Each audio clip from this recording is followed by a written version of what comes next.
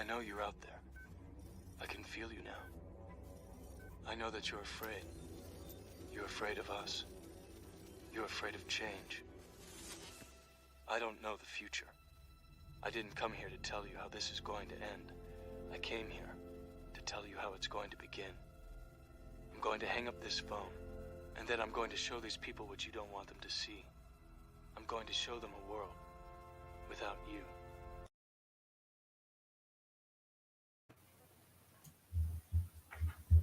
I'm Fool. I'm Jay. And I'm Main One, and we're Unplugged, Free Your Mind, the show where we discuss and share our perspectives on an array of topics and world news from an unfiltered, unbiased, and unplugged point of view. Welcome back, everyone, to another week of Unplugged, Free Your Mind. Thank you for tuning in. As always, let us know where you're tuning in from. We'd like to do a quick roll call. Oh, I gotta go to the comments. Salute. And we're back.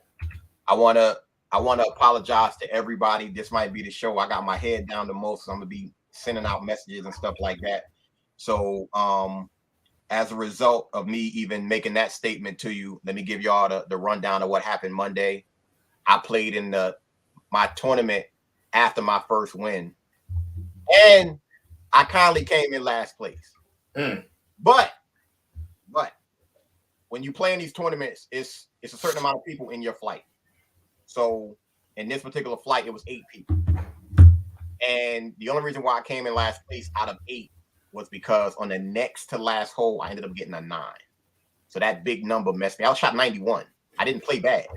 That 9 messed me up, but I'm like real close. I'm supposed to play in another tournament on Saturday. And honestly, with me playing in that one on Saturday, I actually think I'm gonna win it again. I'm gonna win again, and it's not gonna be where I'm gonna be shooting big numbers no more because I'm getting better. So okay, that's what's up. The progress is getting there, and I'm working, and it's gonna be fun because they're really gonna be like, "Who the hell is this dude?" Because last year he was playing like shit, and it's supposed to be a national.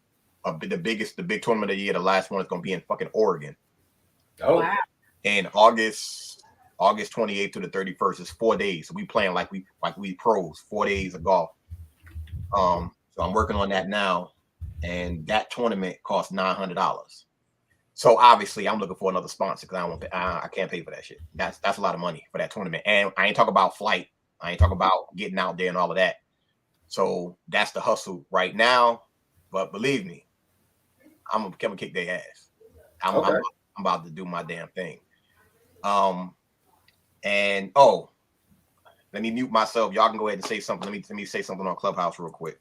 Jay, let everybody know what you got going on next couple days, and you know. Oh yeah, so I'm gonna be down in Daytona Beach, Florida. We're bringing the show down there. Our Broadway dinner show, Motown, all that. We're going to be in Daytona Beach on tomorrow night. And then in Hilton Head, Friday night. Technically, it's Hardyville. I think it's like right there. It's really close. But it's at the Margaritavilles. They're both Margaritavilles. So if y'all in the area, definitely drop by and holler at your girl. Okay. Should be fun. We're bringing the entire band, horns, everything. Everybody's coming down. So it should be a lot of fun. Nice. And for those who don't know, who may be new to our channel, Jay she's a songstress. She's a part of a band. Yeah. Oh, I'm sorry. I should have started at the beginning, huh? It's all good. She's a excellent singer. She can sing her ass off. And yeah, so if y'all in the area, y'all go check her out. Right. The band is Decade of Soul. We played the band before I joined. They had already been at BB King's in Times Square for over 15 years. When I joined, I think I joined the last 7 years of that tenure. And after they closed BB King's in Times Square, they moved us over to the Blue Note, which is in the Village. And we're there not as often as we were at BB King's, but we're there like once or twice a month. And the guy that directs the band, the band leader, he's putting us on the road, and we've been doing a lot. We did California last year, and This year we got Florida, South Carolina. We have Vegas coming up. If I'm not mistaken, we have a oh yeah. Oh, go to my page if you want to hear me sing. I got some videos on there. You can hear the entire band. It's these guys like are real professionals. So check it out on my page if you want to follow me, JAETJ on Instagram and on Facebook. And like I said, if you know somebody tuning in gonna be in the area, stop by and holler at me. Nice. I ain't got nothing going on, so we just go. Oh, cut it out. You know you're a basketball coach. Go give us the update now. What's going on right now? We'll do that. We'll do that later. We'll come back. We got our guest. She's waiting. We'll come back. Okay. You're muted.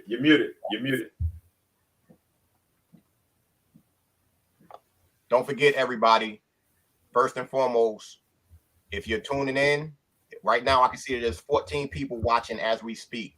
Make sure in the comments you're putting the city and the state where you're watching from.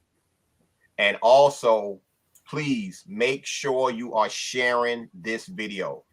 We have to make sure that we get this information out. Like this right here is pertinent that we do what we got to do with this particular show. Because I had so many messages and responses from women saying they never even heard about this. They had no idea. So I've been doing my best to reach out, do the same thing. And tonight could be the night that we end up pushing over 500 subscribers. I think we were at 442. So for all of y'all out there, get your people on the live. If you're watching on Facebook, get everybody over to YouTube. Remember, Unplugged FYM. Spread the word. The person coming on is a personal friend of mine. Oh, snap. Hold up. I gotta do the introduction right. Give me 1 second, y'all. I forgot. All right. One second. Welcome, Detroit, Michigan. Ed, Emma's in Philly. Houston, Texas. Jersey girl. Welcome to the show, y'all. Thank y'all for tuning in. Okay. April Preyar, who is a criminal defense attorney in Chicago, like 20 years, she created this board game right here. It's called Trials and Triumphs, where it teaches kids how to interact with cops. I would say not just kids, everybody. This game needs to be in everybody's household, but mainly it needs to be in the school system, without question. So make sure you reach out. We'll put the information up a little bit later so you can go ahead and get your game. But tonight, she's going to be talking about this hair relaxer lawsuit. You got two dudes and a female who host this show. This is going to be the show where me and him pretty much going to shut the hell up and let April and Jay go in. But the biggest thing about tonight is, for all the ladies that's watching, you have to be engaged. If you want to come on to ask questions, we'll gladly send you the link. But make sure in the comments you're asking these questions, because people need to know. This is not the topic that you can be ignorant on.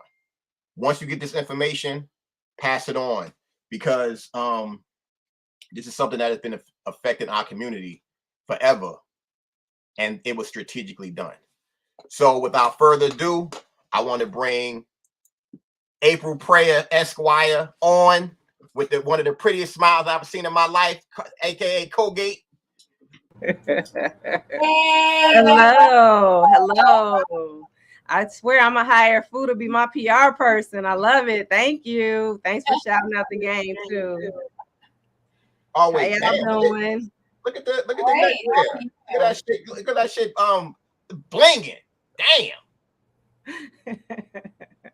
Well, I so appreciate this, because I like you said, most women who I am speaking to have not heard anything about it until I bring it up. And so I really appreciate you, Fu, for taking the lead on this, because I think more brothers need to do the same thing. If you have a platform and you're not that familiar with it, but maybe the women in your circle don't know anything about it, you be that voice that links them to me so that they can get the information. So I really do appreciate it. And I am asking that more men in spaces who work with different organizations or have platforms do the same. I want to say this to you, and then I'm pretty much going to be quiet because I mentioned the show to a friend of mine who I was off with earlier, and he was like, "Wow, I'm gonna make sure I tune in because I've been waiting to see one of your shows." And I mentioned about the chemicals that are in these hair relaxers, perms, or whatever you want to call it. And I said to myself, our people have been perming their hair forever. Yes. But they didn't have these problems before because they was making that shit at home. Had them a bowl, potatoes, whatever it was, they was doing it themselves. Lie. It wasn't no breast cancer and all that. It wasn't happening back in the day because they were using whatever product that they were using. But as soon as it gets in the hands of the other people, they did what they did to mess up our women. That's some dangerous shit, and it's also diabolical. So when I make that statement, am I wrong for saying that, or is it like on track? I don't think you're far off the mark at all. The more I learn about it, the more it seems like, and it'll be interesting because as we do what's called discovery, meaning when all the documents are exchanged from each side, and the parties exchange in a lawsuit, that's when you start to get those nasty records, those memos that have been around 50 years, and they thought it was buried, but somebody kept the copy and kept it in their diary and they turned it over. So I'm kind of waiting for a moment like that, but I tend to agree with you. Because yes, some other women relax their hair. You might have some Latinas who do it and some Jewish women with tight curl patterns, but primarily it's us. And so it seemed like a way to push sterilization on Black women. And that's what I'm finding. That's what shocked me the most when I started to talk to women about this. Say, hey, do you have fibroids? Did you have surgery? Hey, do you have endometriosis? And what I was hearing more and more is, and then I would always ask, what state are you in? Do you have any children? And I would say every third or fourth woman I talked to was like, oh no, baby, I could never have kids. And I was like, whoa, there's a theme here. It just seemed like I was focusing on the conditions. I wasn't focusing on that the conditions cause infertility.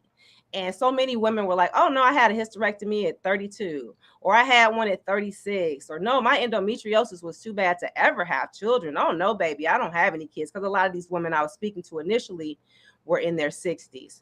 So it's just very frightening to find out, because I remember a time when everyone in my world, except for my mom, because she had a much looser hair curl than me, but everyone except for her had a relaxer. And so to find out that years later that these conditions can develop if you had a relaxer for even 1 year is really frightening. So let's start from the beginning, April. How did all of this, walk us through how this came to the limelight? Because I feel like I woke up one day and I happened to see some ads and commercials talking about it. Like, how did this first start and when?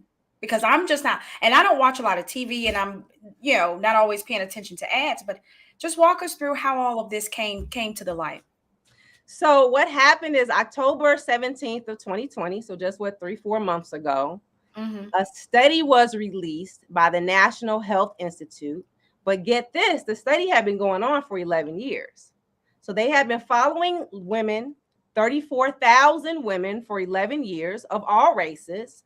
And they noticed that during the course of this study, that the ones who were developing endometrial cancer, which is a form of uterine cancer, is actually the most common form of cancer in women. They found that the women who were developing this at 2 times the rate of other women were Black women who had hair relaxers. Now, they accounted for obesity, they accounted for where you live, they accounted for pollution, they accounted for all these other factors. And the only factor that made us more likely to have this specific type of cancer than all the other women in this study was these hair relaxers in our hair that we have been putting in for years. And you only had to have the hair relaxer for 1 year, 4 applications. So Jay, I don't know if you were like me, but I was addicted to the creamy crack, and I was getting the stuff every 6 weeks, so 4 times a year. We were talking about that before the show. I was like, oh my God, my last relaxer was in probably 2007, but prior to that, I started when I was like, my mom allowed it when I was about 12 or 13 years old. And like I was telling Jermaine, like that's a every 6 week thing. And then when I got older, because my hair, it's really coarse, I was going every 4 weeks, and getting touch-ups, you know. And so I'm like, if that to see that, I'm like, man, that's big. That's So big. what the study showed is that Black women who had ever had a hair relaxer for 1 year, 4 applications, were twice as likely to develop endometrial cancer. And Yeah. anytime lawyers hear that something happens twice as likely to one group over another, they say lawsuit. Yeah. And so shortly thereafter, about 2 weeks after that came out, right around Halloween, Ben Crump flew to Chicago to file the first of these lawsuits. So the very first plaintiff her case was filed here. I think she's 32 years old now. I think she had a hysterectomy at 28, something horrible. And she was the first plaintiff to file. So after that, law firms here, I'm in Chicago. So there were the first 9 cases in the country just happened to be filed here. And now you see Facebook ads, you see Instagram ads, you're starting to see television ads, even though I haven't seen many.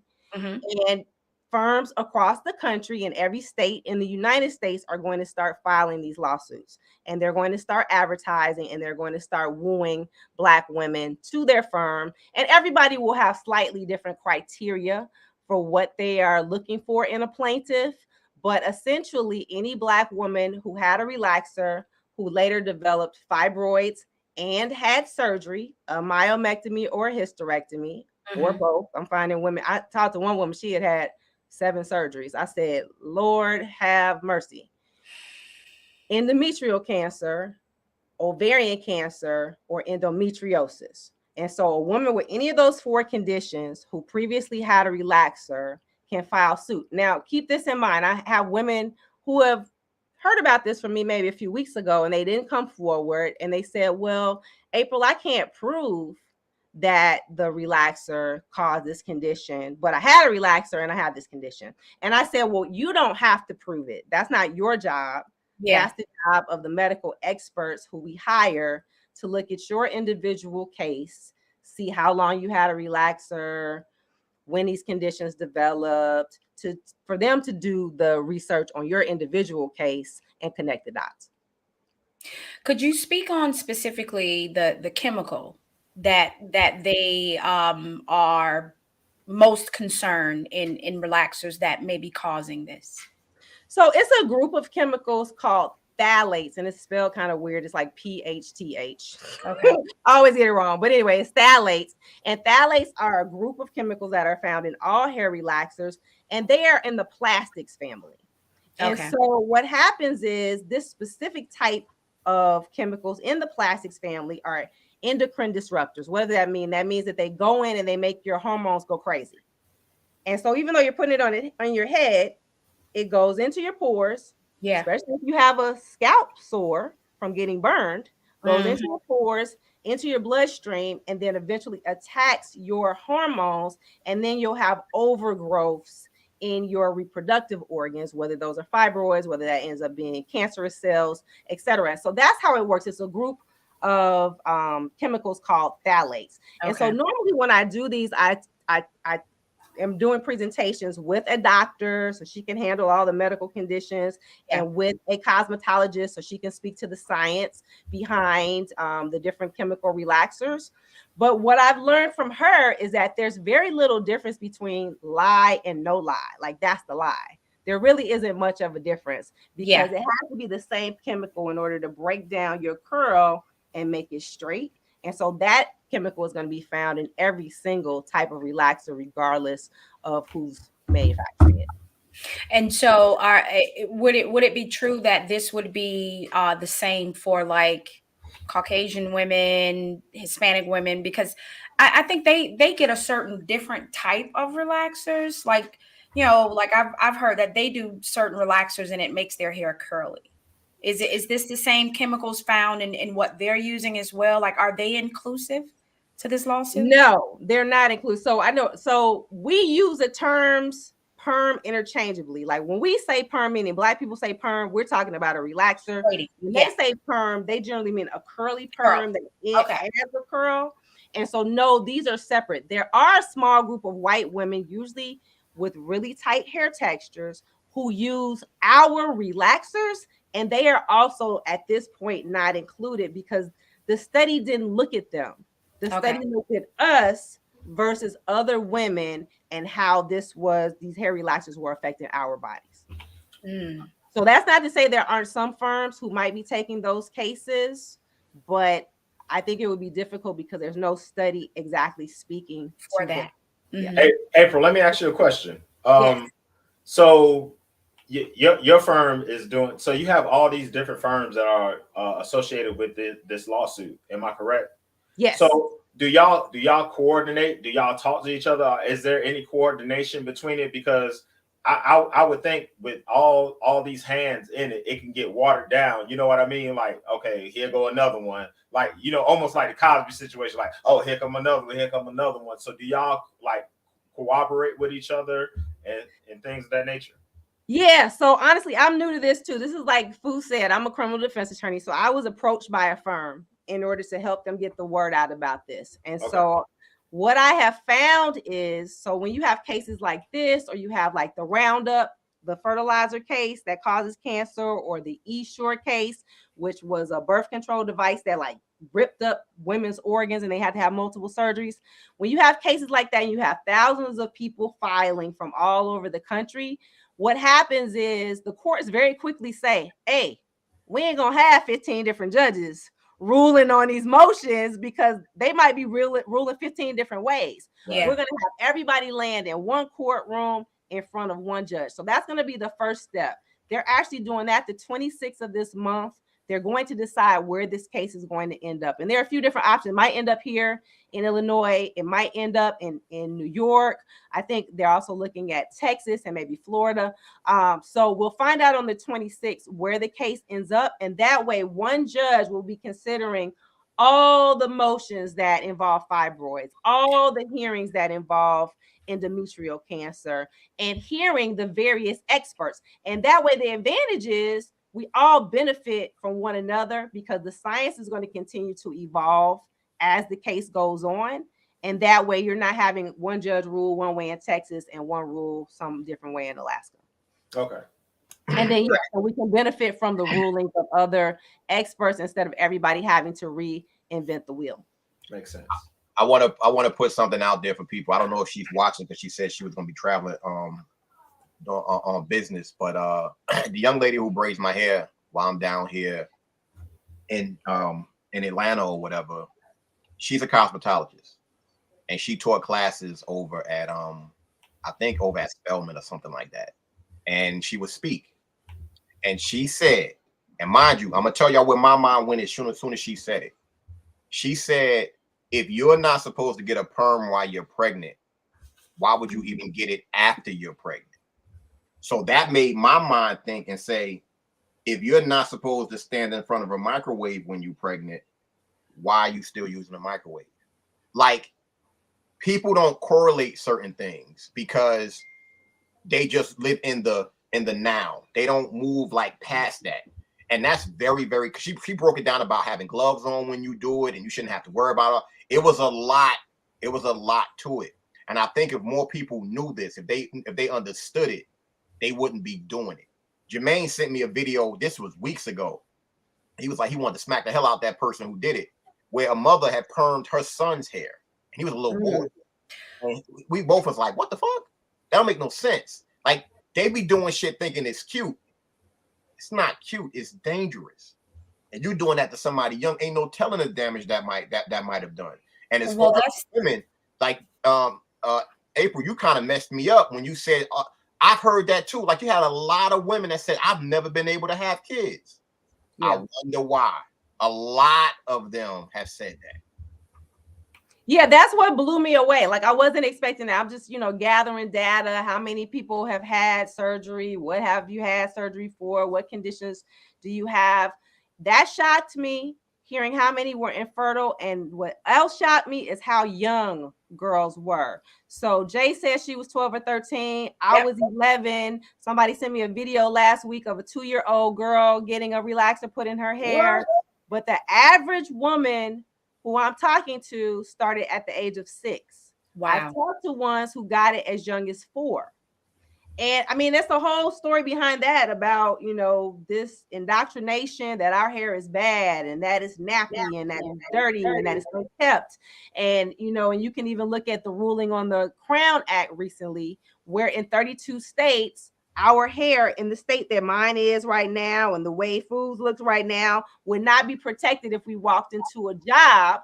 If we change our hair tomorrow and decide to lock our hair or wear our hair like this or wear our hair natural, the boss can literally be like, I don't like your hair. You're axed. You're gone. And we would have no recourse. And the federal government said, hey, that's all right.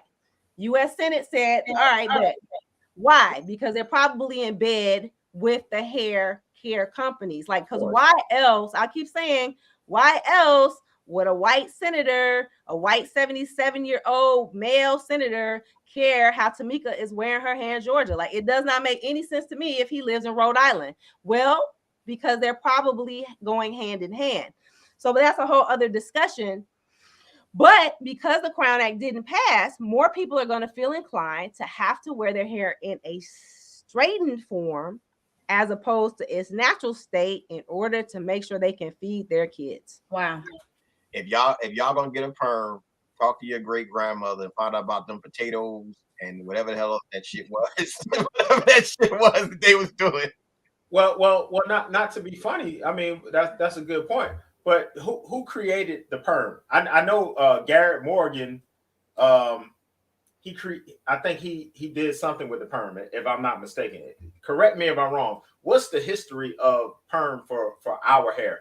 I don't. I think you're right about that. I know somebody created it in 1909. It was initially created for men. It was created by a man for men. Right. I think it was 1909. I know it was 1909, and I think you might be right that it was Garrett Morgan, but I'm not certain. I think it's Garrett Morgan. So I'm not certain. Yeah, I'm not certain either, but I'm pretty sure if it was for our hair, I'm pretty sure somebody of our complexion created it. I mean, that's safe to say. This is one of these stories where it's like one of our watchers, one of Fool's homeboys, he's one of my homeboys, Casey, he say all the time, we give away our cool. So we give away our products to these other people, to these institutions. They have the right to formulate and do all kind of change it up and all kind of stuff to it. And this is what happens when you let other people dictate your narrative and do stuff when we just give it away for money or whatever the case may be. So that's just off the subject, but I just wanted to figure out where the origins of the perm came from. I would also say that what also falls under this category is the standard of beauty that our women search for. Yeah. And this is kind of how it started, because you had the complexion and then you had the hair. Mm-hmm. Now, once again, when you're talking about back in the day, if they were doing it the natural way, it wasn't hurting them the way it is now. When you start thinking about what our women go through, when you think about the rise in breast cancer, it's a lot of stuff out there that happens because as a woman, they deal with a lot more stuff than we deal with that we don't have to deal with as men. So if they know that they can put something on your crown that's going to affect you like that, that's dangerous, because you start looking at birth defects. Mm-hmm. You start looking at the fact that women can't have kids. You do look at the cancer situation. You do look at fibroids, because the crazy thing about it is, from what I know about fibroids, I ain't never heard no white chick say she got fibroids. I don't hear that shit. Yeah, I haven't either. So the stats are 90% of black women, 90% of black women have fibroids. 60% of white women have them, but we're more symptomatic than they are. So we're more inclined to not only have fibroids, but to have pain from them, to have different, to have heavy bleeding from them, and to need to have hysterectomies, or at least have hysterectomies recommended to us over them. And so that's where the infertility comes in. And so, yeah, it's so complicated. It's such a layered issue. I was doing a presentation about the whole history of our battle with black hair and how good hair, I mean, let's keep it real, came from rape. It came from rape, from slaves being raped on the boats, showing up to the shores pregnant, having babies that were of a lighter hue with looser curly hair that got preferential treatment. And we started to say, oh, hey, if my hair is straighter too, maybe I'll be able to rise the ranks. Maybe I'll get better treatment. Maybe I won't be sold away from my family. The narrative goes on and on. And then when we entered the workplace, it became, well, hey, I want to be able to stay here. I want to be able to get a job advancement. I want to be able to keep a job. So I need to be able to fit in. This was never going to fit in. And so we got to change what's changeable. And that is our hair. And so it's very complicated.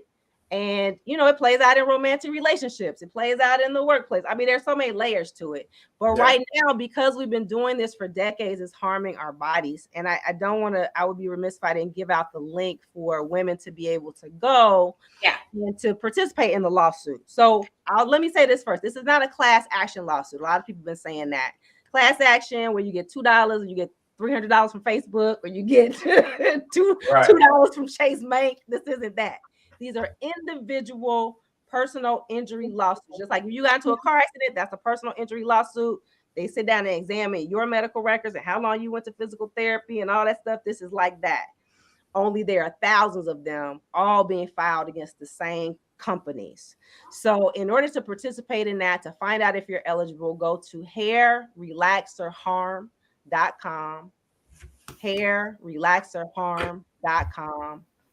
You will be met by a bot that will take some information. If you prefer to talk to a person, you can call 312-261-6193. 312-261-6193. Because I don't want women to miss out. I want them, yes, to be educated. Obviously, if you're having different kind of symptoms that you don't feel right about or that feel strange to you, definitely go to a gynecologist, get checked out first and foremost. But if you have been harmed, then you deserve to be compensated. But this will be an uphill battle. No lawsuit is a slam dunk. Right. It is a battle. It is contentious. There are two sides, and you best believe that the hair care, I keep saying hair industry instead of hair care because there's no care involved. The hair industry giants are going to fight us tooth and nail. You better believe that. But in order to get into the fight, you got to at least see if you are affected, see if you are eligible, and take the steps that it takes to get involved. Say that website one more time, April, because I'm going to put it up here. Yeah, okay. April, if you can, if you got the private chat, if you have the private chat option up there, you can put everything in there, and then Jermaine can go ahead and put it on the screen. Yeah. And I want to, while they're doing that, I want to let every woman know this, especially if you're dealing with fibroids. Friend to the show, Ivy Segaris, she can help you get rid of the fibroids. I'm working right now to do my best to have her on the show next week, because right now April is giving you the information about how you can get involved in this lawsuit and everything like that. But if you're suffering from fibroids, my objective is now we have to hopefully give you a solution to fix it. And I can tell you right now, Ivy is official. If anybody wants that information, feel free to hit me up. I'll definitely get you her website or whatever. You can contact her. She responds on her Facebook Messenger, but I can tell you that she's the truth. And one big thing about all of this is that we have to learn to get back to nature. We have to get back to nature. When you start talking about what you're doing to your body, what you're putting on your body, and what you're putting in your body, it can be very, very dangerous. That's why we all need to be watching these documentaries and things like that. But this particular situation right now has been and still is affecting our community. In 2023, now I get it with the job stuff and everything like that, but for women to still be consistently getting perms, that's a problem. With all the information that's out there, that's bad. Like, to me, because I would say most women know, but unfortunately, we live in a society whereas even when you know, you still don't. Even when you know better, you still don't do better. That's dangerous and that's scary. But so I'm gonna push back on that. So you got older women. So like I said, so we're accepting women 60 and under. But initially, I was talking to everybody. I was talking to women in their 60s. They're gonna go to their graves with relaxers in their head. They had them since they were 6. It's all they know. They are not gonna shave their heads at 70 like I did at 25 and suddenly go natural. It's just not gonna happen. And so it's like you got to meet them with compassion to say, okay, this was not a choice. They didn't choose to have it in their heads at 6. That's what they did to keep a job, keep a man, to advance at work, whatever for the last 40 years. And this is all they know. So I'm gonna push back a little bit on that. You know, there's a lot of brainwashing that has been done to us, and we just do our best. And like I said, I chopped mine off 23 years ago, cut it down to the nub, had 2 inches of, I got the picture here. I don't know if y'all can see the picture or not. Had 2 inches of hair growth when my hair previously looked like that. Okay. So it looked like that my whole life. I always had shoulder length, bone straight hair. So it's a big adjustment for women to make that move. And so some do it and they wear weaves or they wear braids, not knowing that hair is also treated with toxins. Again, another topic. So it's like you're damned if you do, you're damned if you don't. So I just want women to make informed decisions and not put their 2-year-olds in the position of the 2-year-old I saw last week, to make different decisions for their daughters and their granddaughters, even if they choose to continue to be relaxed. And now it makes you think, you know, of the predictive programming that they use as far as in entertainment, TV and stuff like that. Because I don't know if y'all remember a couple of years ago, Chris Rock had that movie Good Hair. Yes. Y'all remember that? Yeah. So, you know, and they were, you know, discussing, you know, the perms and the different kind of hair and good hair. What's good hair? Well, who is the judge of what's good hair? Mm-hmm. I mean, so like I said, I don't have no hair. So but who says whose hair is good and who hair is not good? So we have to get out of that. Yeah. Yeah, we do. Right now, the employers. So right now, April. So if you have a job, your employer says, or the politicians say, or, you know, there's a lot of societal influences that, you know, I've even struggled with this. Like I've been natural all those years, but for years, every time I did a jury trial, because I knew my jury would be mostly white, I would still get my hair blown out. I would get it blown out so that I would look more appealing to the white jurors, less offensive, less angry.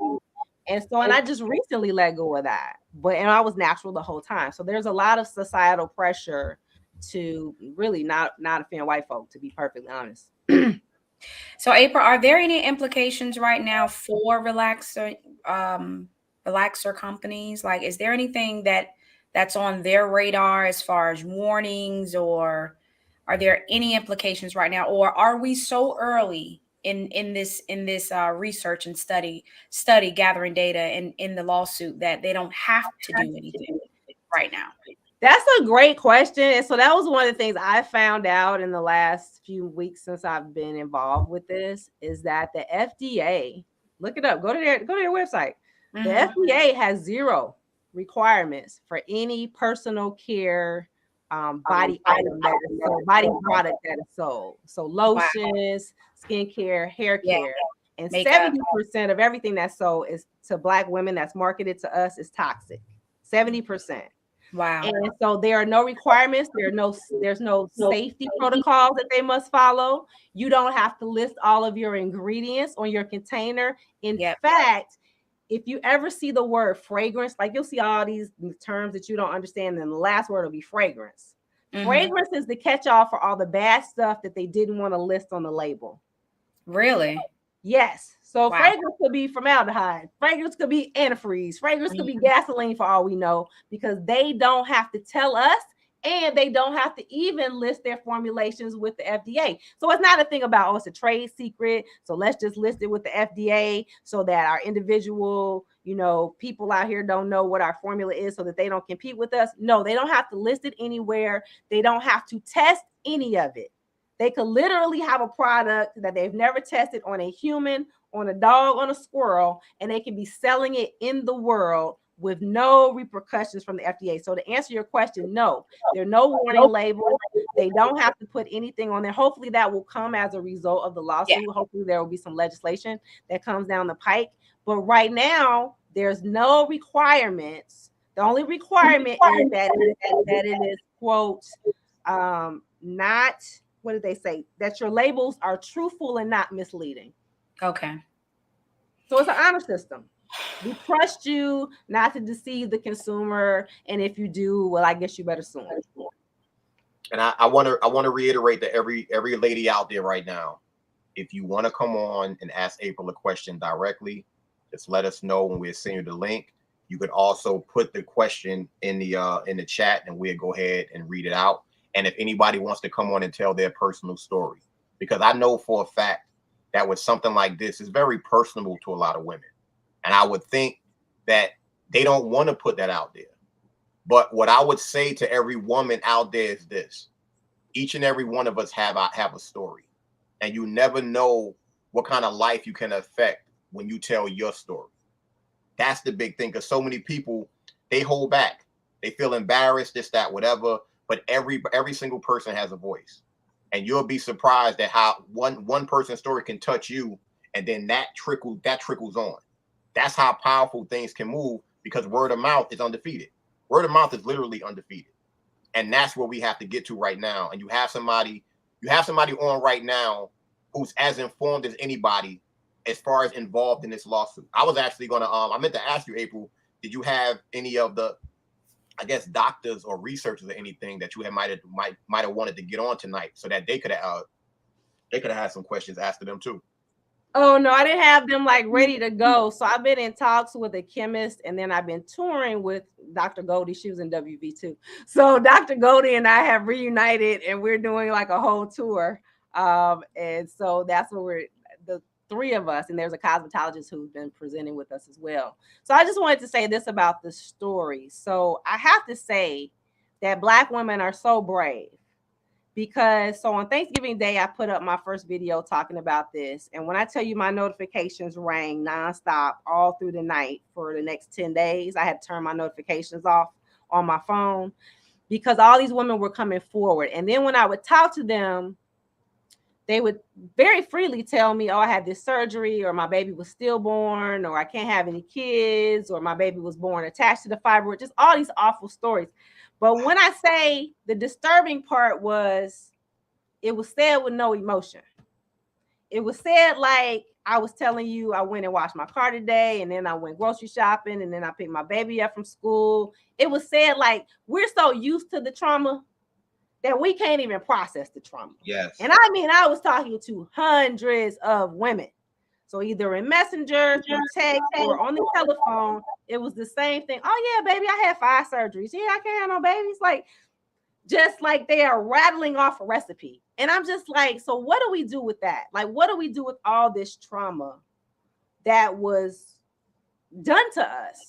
We just brush off the dust and keep on moving. And I'm like, there has to be some recourse. There has to be some way for us to fight back. And so I'm doing my part and helping people do that through a lawsuit. But I mean, it's like beyond therapy. Like it's it was so deep. There was so much trauma there. It was too much to even address in therapy. And it's generational.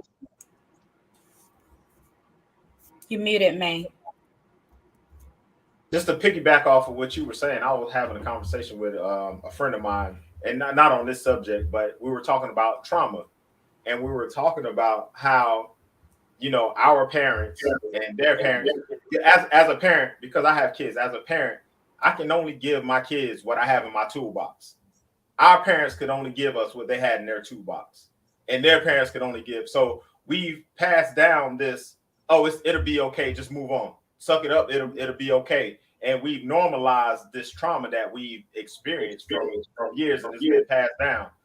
I don't know how to break that cycle. I'm trying to break it with my kids so they won't have that, you know what I'm saying, with their kids. So I don't know if it's it will ever collectively heal as a community. I think it just has to be individual pockets, and shows like these with information that you can pull value from. It's just maybe something that can spark something in somebody that'll say, okay, well, I don't need to do that anymore. Because a lot of people are not even aware that they have been traumatized by certain things. They're just oblivious to it. So it's just a lot of individual healing and just willing to address certain things that we just tend to sweep under the rug all the time. I could agree 1,000,000% with what you're saying, because the reactions that we give as a people as a whole compared to other races is hilarious. Certain things can happen and we just sit there like, whatever. And they going crazy. Oh my God, did you see? Y'all saw it? Okay, that's whatever. Y'all know, like I play golf. Y'all don't understand how people are anal in the motherfucker out there. Don't stand behind me. Don't do this. I be like, y'all can talk if y'all want to. I'm gonna hit this motherfucking golf ball. I'm not thinking about y'all. I learned how to play in Newark, New Jersey, where when I'm getting ready to hit the ball, I hear Red Man and Method Man in the background in the speaker, and I hear cars screeching, and I hear cop car. But that's just it's innate in us, and I think it's a blessing and a curse, because with certain things we have to address it. We have to address trauma. Like I forgot the professor's name that talked about pretty much post-traumatic slave syndrome. I get it. Most people don't, because they just deal in it. But we as a people, we have to get better. And the fact that you said we got to start doing it individually, you're right. But it's times like this where we can start. And I think everything starts with communication. You can't move forward without communication. And you have to have somebody willing to listen to you, and not just listen to you, but the same shit like whatever. All right, nah. It has to be a dialogue. And that's right. That right there is where the progress can start. Like I'm sitting here looking at both of y'all women, and I'm like, damn, as dudes, all I had to do was go get me a haircut every 2-3 weeks. I was good. Bro. I remember, I can remember vividly seeing girls from back in high school. You saw the perm growing out. Then next couple days, they come in. New growth. I grew up in a house full of women. Believe me, I know. I'm just talking about hair. I ain't doing all that. But I can remember seeing it and then remembering how the way they felt coming in. Like you could see how they felt better when they got their perm. You can see it like, oh shit, I'm good now. But the flip side of that is they felt like that for them, not realizing. I know Jermaine could attest to it. We weren't looking at your damn hair like that. We looking at you. Hey, y'all do all that shit y'all want to. We looking at what you got, what you're working with. Yeah. And hair shit, whatever. And honestly, and I wouldn't want anyone to be, watching the show tonight feeling guilty about anything. We all have been there. We all have done that. I think what makes this, progress is about sharing information. And thank you, April, for being a part of this. Because, again, I would see ads on Facebook. I would see commercials here and there.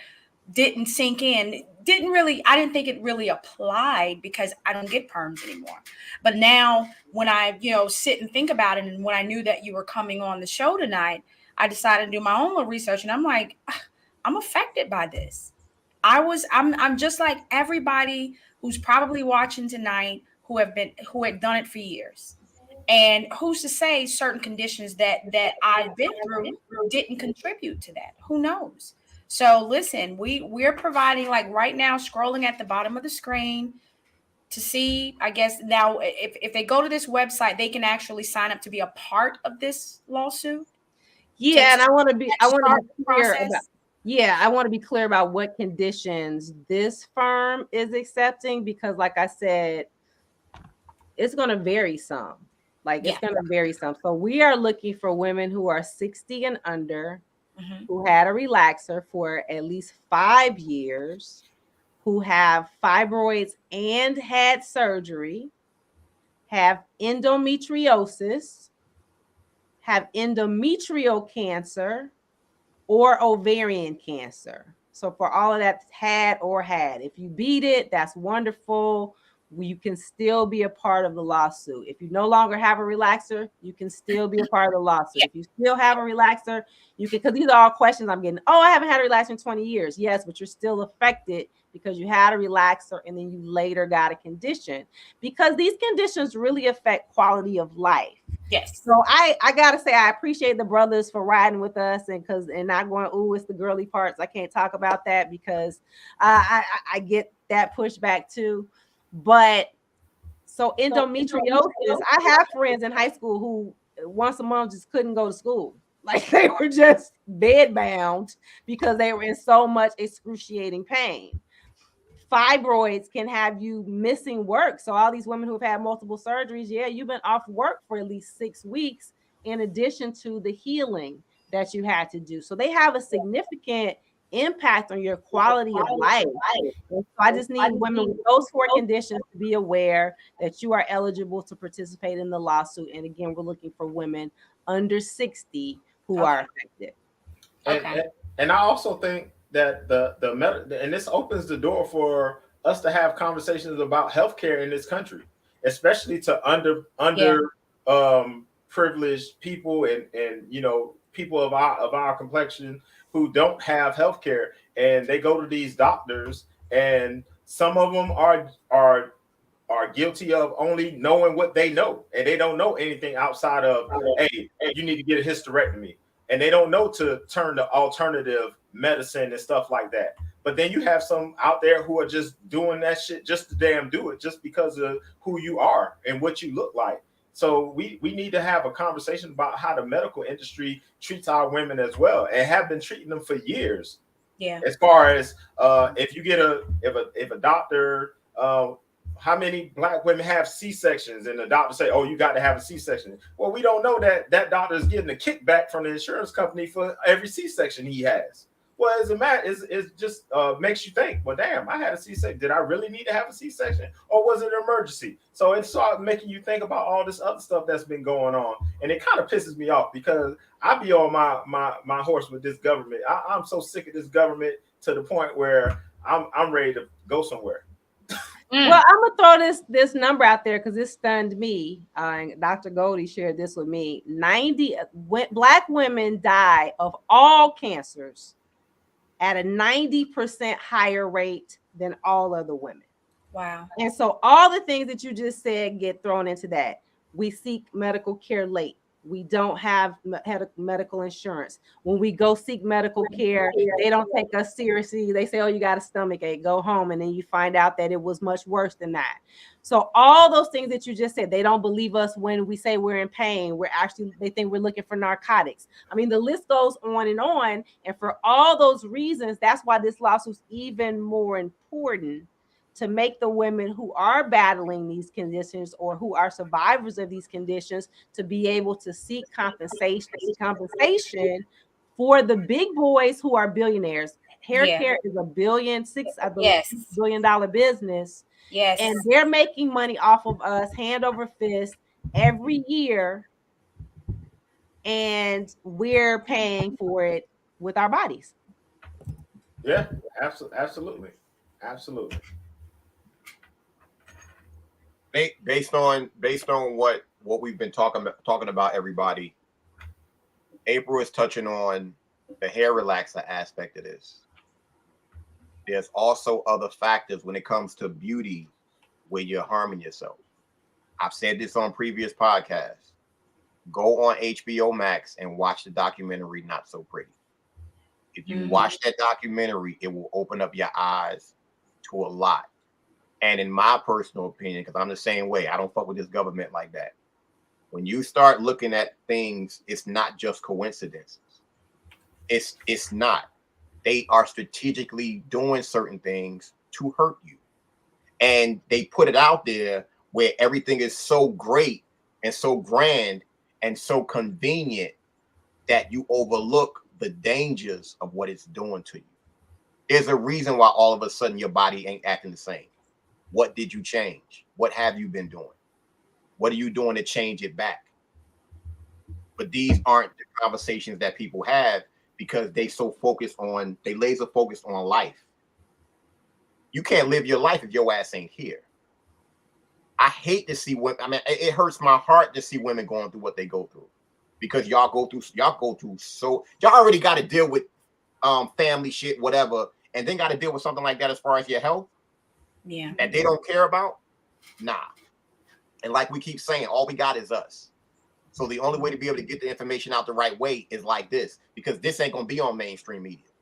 Like April said, why would something like this be on mainstream media when it's a $1 billion industry, and they're helping to fund these politicians and shit like that that's keeping it off the air?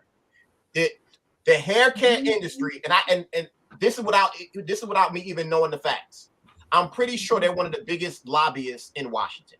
I'm pretty goddamn sure. Or somehow they tied into sending money to the politicians so that they can make sure that shit don't fall back on them. Because like April said, they have zero liability right now, to the point where in our food that's already fucked up, they telling you the fucked up shit that's in it.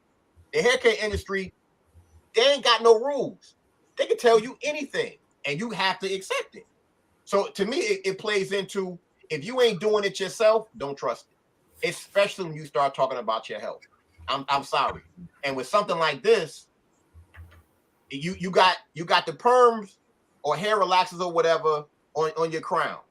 And then you got all of us that's not connected to the earth, because we got these thick ass soles on our feet, and we separated from the earth. We got to get back to nature. And it's crazy. I personally believe even with something like that, it may help women to kind of progress in this. And April, I'm glad you said 60 and under, because my mother got a chance to get down with the soup. As long as she got to do it now, her birthday in February, so she's 60. So she needs to do this shit right now. Jump on in this shit. Okay. She watching. I'm gonna tell her, you better go on that website tonight, or go on that website tomorrow. Knock it out. Do what you gotta do. Yeah, I just want to throw this out there. So you're talking about all the bad things that we take in. So just chew on this. The European Union, so the UK and other countries, they ban 1,400 different chemicals from all of their different body care products. Get this. The US bans 11, 10 plus 1. They ban 1,400. We ban 11. Wow. So you're on your own. People are laughing because I'm doing these interviews and they're like, oh, so what do you do? I was like, yeah, I just pretty much started making all my own hair care products, because I'm like, I can't trust what's in the retail stores. Yeah. I really almost trust, the little girls I see on YouTube selling the stuff they cooking in their kitchen. Yeah. More than I trust the big boys. Yeah. Seriously. So April, what are the next steps in as far as this lawsuit is concerned? Do you foresee this turning into a class action lawsuit in the near future? No, it's going to be a mass tort, just because of the nature of it, because people were individually, personally harmed. It's going to stay a mass tort lawsuit. I think that there will be thousands of women who get on board if they find out about it, because like you said, mainstream media isn't talking about it. The only place I've seen it is Facebook ads and me doing interviews. So if we get the word out about it, then there will be thousands of women who get involved. So the first step is consolidating all the cases in front of one judge and one courthouse. Then this is the federal court. So you can be anywhere in the nation and file suit with any firm. And so that's the first step. And then what we'll start doing, which we've already started doing, is getting medical records for the individual women. They will start vetting different types of experts. So we'll have, obstetrician, gynecologist experts. We'll have chemists as experts. We will have experts on Black hair and the history of Black hair in the United States to explain that. The jury has to understand all these things, and the jury will probably be all white and the judge will probably be white. So these are things that they don't understand. Yeah. And then as that's going on for all these different thousands of cases, then they'll start arguing the different legal issues in court. I'm certain that these companies will all be filing motions to dismiss, saying, oh, this is ridiculous. The FDA doesn't require this of us. We didn't know that this was harming these women. They can't prove it's harming these women. These women were fat, or they ate bad, or they did these other things that could have contributed to it. They live in urban areas. They're pollution. They're going to push back in all the different ways that they can. And this battle will probably last about 5 years. Yeah. So that will be 5 years of depositions. And so that's where, you know, you give testimony basically in a conference room with a handful of lawyers and a court reporter there. They'll do depositions of the experts, depositions of the affected women. And then, you know, eventually it will either go to trial or it will settle. And I can't really say which will happen with this case. Okay. At this I got so the what do you think is the end goal as far as with this lawsuit? Is it to get all these women who come together, and is it to get them a settlement, or is it to get some kind of law change or legislation change for FDA to make them take these harmful things out of these products? I mean, because you know how certain people are. You know, you throw a little bit of money at them, they be like, "Okay, cool, I take it, and I'll shut the hell up. You sign this NDA, and we get on out the way." You know what I'm saying? So, what's the end goal? Do you believe is this? The end goal for the lawsuit itself is to get a check for all the women involved. And obviously, cancer cases will be valued higher than fibroids or endometriosis cases. But on the flip side, I think what may happen, it'll be parallel. It won't happen as a result of the lawsuit, but it'll be parallel to the lawsuit, is that legislators will start passing some sort of regulations regarding what can go in hair care products. And then the third thing that will happen for sure is, and it may happen while the lawsuit is happening, these companies are going to change their formulations. That doesn't mean they're going to be any safer, but they're going to be like, oh, brand new formula. And I wanted to throw this out there too. So in case you don't know, so you see lots of products now that say natural or organic. That is BS. So there are no regulations by the FDA as to what natural and organic mean. So you can see it might say coconut oil, jojoba oil, this and this, and then it's going to say fragrance. And the fragrance is where that formaldehyde is going to be. Oh, no. The gasoline. There's nothing telling them what has to be in that formula for it to be natural and organic. So I think companies are going to start saying, oh, this is our new and improved formula. It's safer, it's organic, it is natural, and it will be different than the first one, but not necessarily any safer. And they're gonna say it's vegan. At this rate. And April, I want to let you know, I'm a go when I watch this show over again, I'm gonna clip off what you said about the ingredients in the UK, and I'm putting that shit on TikTok. Your ass getting ready to go viral. I'm dead serious.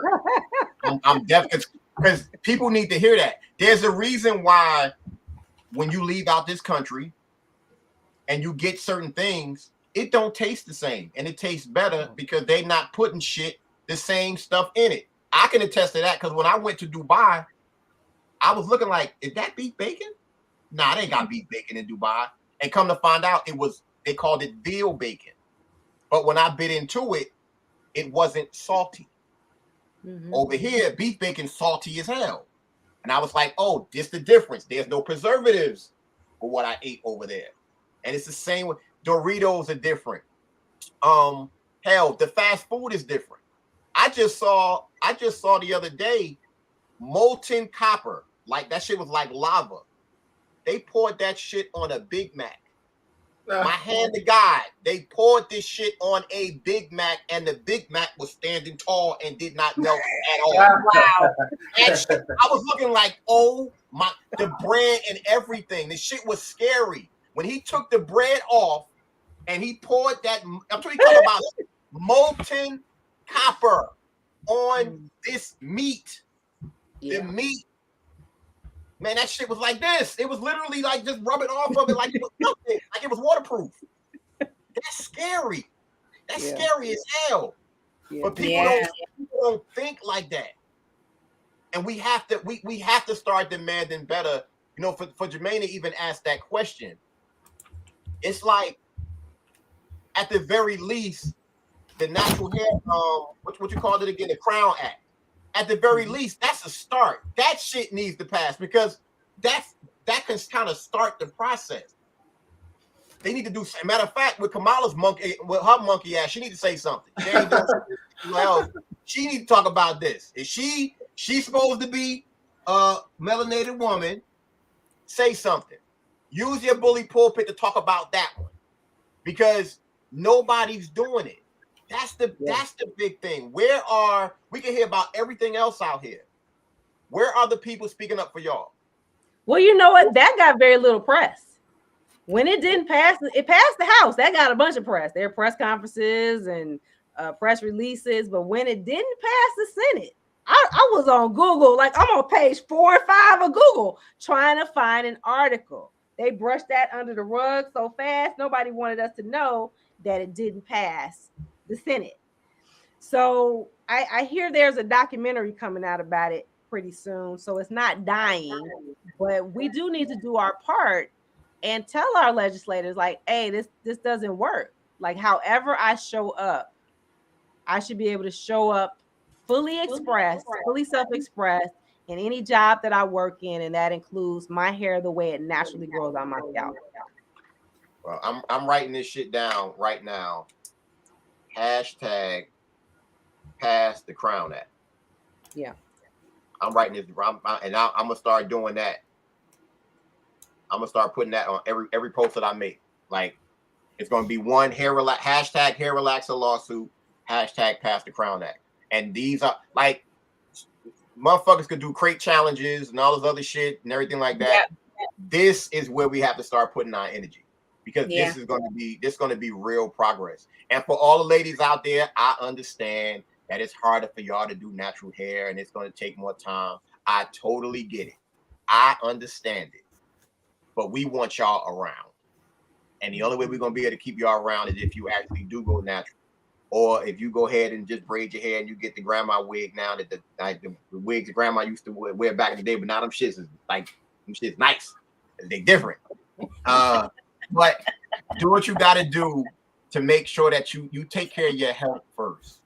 And we got to, like honestly, we got to, hey, Jermaine, let's start making some perms, yo. Like the old way with the potatoes and shit like that. I don't know what you're talking about. I do not know either with potatoes. Okay. Ain't that what they did in Malcolm X movie when he permed No, Malcolm X? that was pure lie.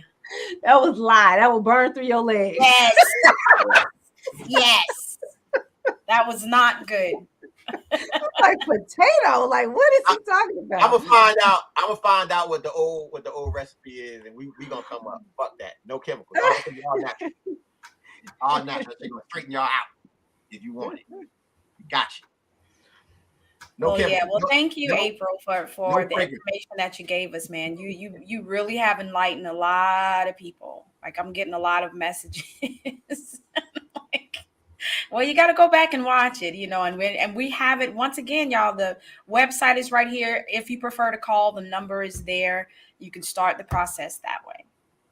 But thank you all so much for having me on. This was really great. Thanks for and the guys said they were going to be quiet, but they had great questions and contributed to the conversation because we need, like I said at the beginning, we need the fellas to be advocating for us. We need y'all to help us spread the word because every Black woman I've talked to has been like, man, I didn't know about that. Yep. Or, oh, I heard something about that, but they're not clear because there's no constant media push because they don't care about us. And so if we don't spread the word, we're going to get shut down at every turn. Black radio is funded by Black Hair Care. They're not talking about it there. Exactly. Those are the major networks. They're backed by these lobbyists. They're not going to talk about it there. So unless we're telling one another, we're not going to get the word out. Yeah, absolutely. Wow. Based on what you just said, and I've never been to one, but I think I'm going to go this year. When they have that Bronner Brothers hair show or whatever here, if it's going to be before I go to Jersey in May, I'm going to go. I'm going to get me a shirt made or some shit. I'm going to be real ignorant. I'm probably gonna take my braids out, have big ass fucking fro or something like that, and I'm gonna go represent. And I'm gonna make sure if there's some perm booths in that motherfucking wall, I'm gonna stand right there. Like, y'all really selling this shit for real? Y'all still pushing this shit? But that's the type of stance we have to take, because that's where people are gonna be. That's the it thing when it comes to hair. And for me, knowing what we know now, this is an instance where we have to take back the narrative. No matter what, we can't just sit back and just brush the shit off. We have to demand what the hell we want. And what we want in this situation is change. We can't compete with the money. We can't compete with that industry.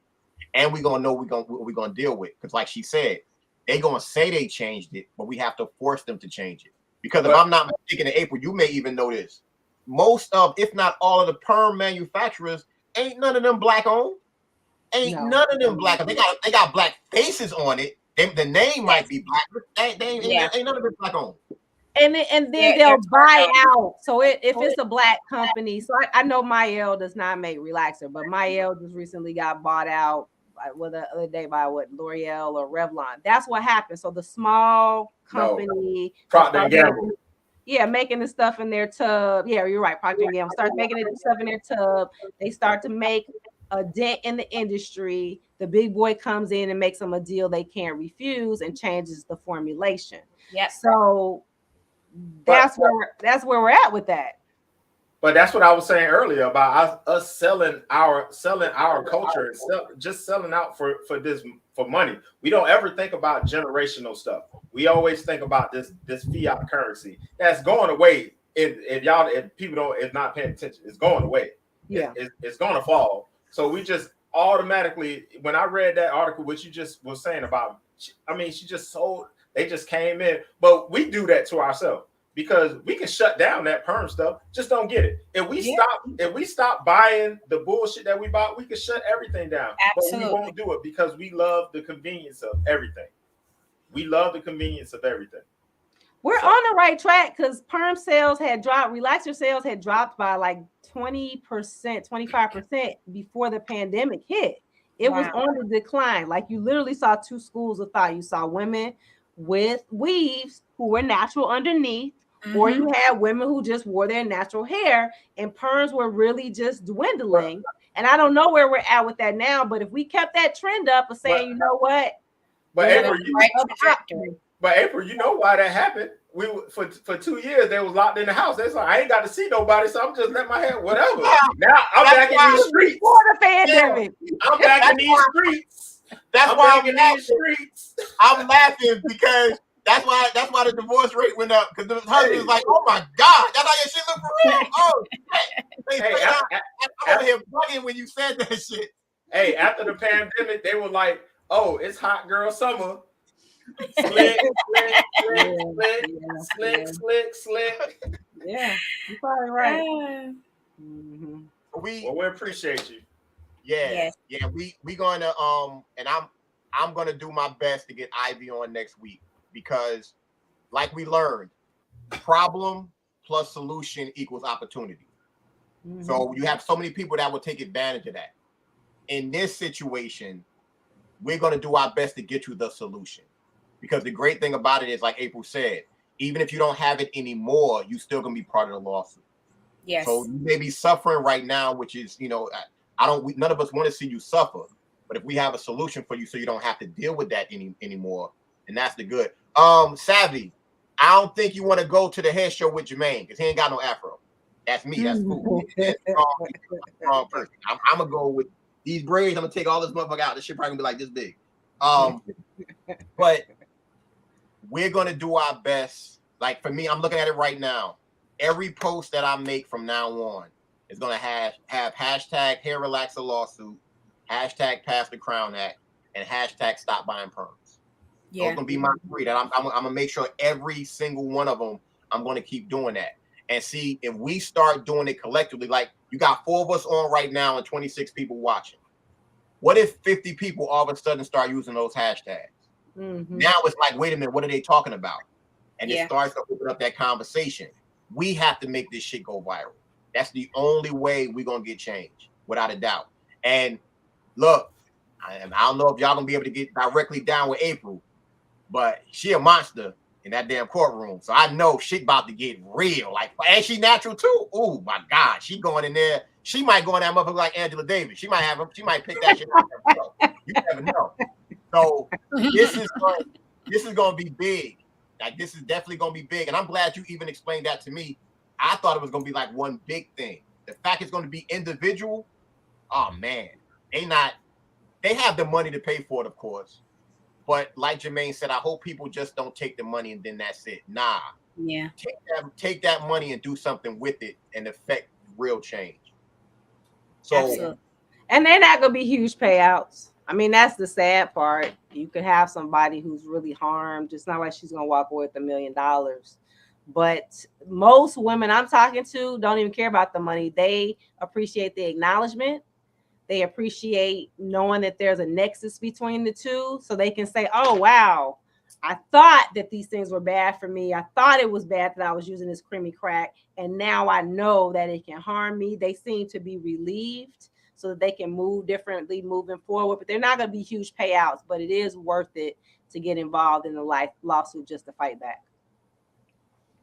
Well, we, as usual, we thank you for coming on. Don't forget, y'all, lawsuit and get the game. Don't forget that game.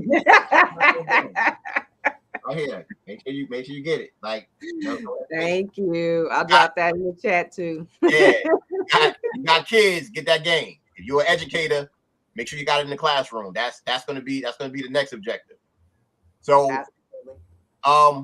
we thank y'all. We thank y'all for tuning in as usual. For the ladies, we hope we did a good job. We really do hope that we did a good job and we got the information out that you needed to hear. All that we ask is that you share this video. Like, literally get this video out. You need to make sure you send this to every single woman that you know. And when you send it out to every woman that you know, ask them to do the same exact thing. Like, we gotta stop allowing the bullshit to go viral. Stuff like this needs to go viral. Should be viral. Yes. Yeah, without question. So we thank y'all for tuning in as usual. April, you know you can come on whenever you want. You gotta do is let us know if you get some updates, anything like that. Just be like, all right, you ain't even gotta add, just say I'm coming on. Can I come on? Nah, yeah, I'll be on next week. No problem. We got you. It's all good. We will see y'all next week. Like I said, I hope to have Ivy. Well, we hope to have Ivy on the show. That way she could talk about those yoni pearls and things like that to get rid of these fibroids. And we know she is the truth. She is no joke. Actually, April, if you want, I can link you up with her too. That way she can maybe help some of the ladies that you know. Because she official. She's most definitely official. So okay. We will see y'all next week. Same bat time, same bat channel. And please, once again, please spread the word. Hold up, got to get to the screen. Deuces, everybody. Good night, y'all. Thanks. I know you're out there. I can feel you now. I know that you're afraid. You're afraid of us. You're afraid of change. I don't know the future. I didn't come here to tell you how this is going to end. I came here to tell you how it's going to begin. I'm going to hang up this phone, and then I'm going to show these people what you don't want them to see. I'm going to show them a world without you.